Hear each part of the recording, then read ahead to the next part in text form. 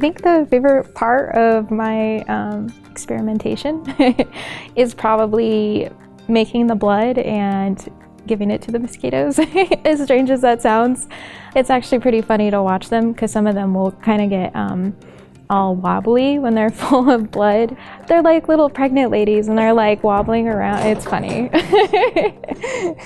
So the mosquito that we work with, the Anopheles stevensii mosquito, is a vector for malaria, and malaria is still a big problem in different parts of the world. And so there's still a lot of efforts into trying to eliminate malaria. And so these mosquitoes are developing resistance to insecticides such as DDT.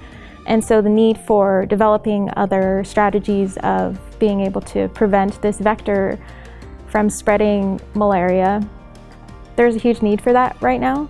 And so we're hoping that all this research we're doing on abscisic acid, perhaps maybe down the road we could use it as a novel strategy of preventing the amount of mosquitoes that are currently in the population.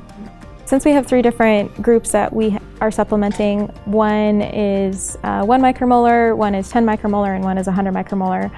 And so we're trying to figure out which amount of abscisic acid that we're supplementing has the most effect on the amount of eggs that they're laying. Based on that, we would be able to determine how much we would need to have an effect on these mosquitoes. The end goal would be to put this abscisic acid in the water, have the larvae be affected by this abscisic acid.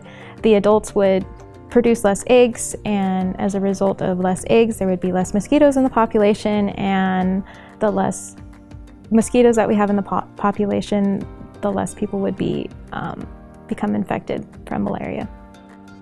So I would say my opportunity to do research has definitely had an impact on what I want to do for the future. At the time, my plan was to be a veterinarian. That's a track I've been working on since I started college. But when I got my feet wet with the first internship, and then when I started to do research here, it kind of helped me decide that I actually do want to go to graduate school instead. I feel like working and doing research in a lab has definitely helped me gain a lot of skills. One of those skills, being able to work with others. I've got the opportunity to work with other graduate students and other lab technicians who work in the lab. I also got the experience of working with mosquitoes and I got to obtain simple skills like how to dissect a mosquito, which doesn't sound very hard, but once you start doing it actually is pretty hard.